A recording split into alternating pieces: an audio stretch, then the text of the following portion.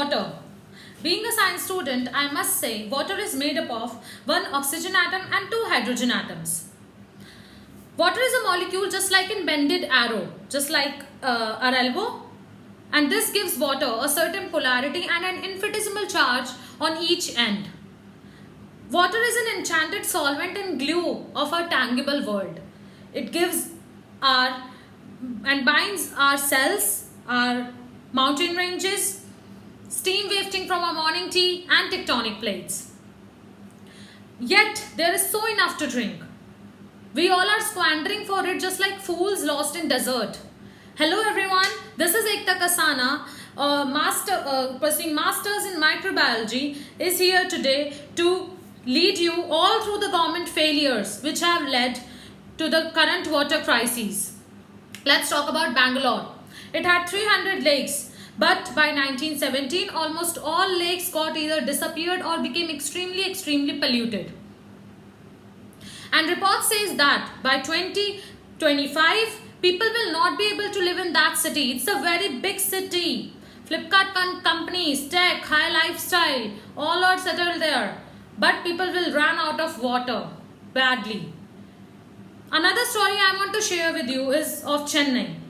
A lake which is a big reservoir, Cherambarambakkam, is there, which is now a cracked land, windswept and a muddy flat. People are angry there, but they are ignored by the government. They are not supported by the government because government only supports the rich who are buying water. Report also says that by 2025, 21 cities in India, big cities like Delhi, Bangalore, these all will get ran out of water at all. There will be no water. Can you imagine? But the government doesn't do anything. They are just, these all reports for them is left unspoken and unseen. In order to address the water crisis in India, government should understand to take some certainly measures to get through out of this problem. Government should guide the people to not to grow crops in the areas where water is not at all, and they are growing rice and sugarcane. Guys, rice and sugarcane is a high intensive crop which is taking a lot of water.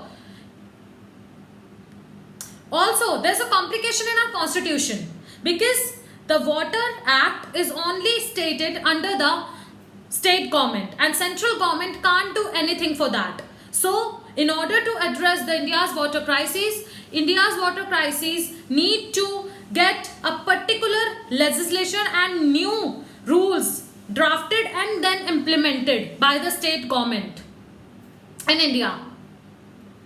Government, it's time to feel a knock over here and keep your eyes and ears on the ground, because if there's life and there's a magic on this planet, it's in the water. Don't let the planet lose its magic. Thank you so much.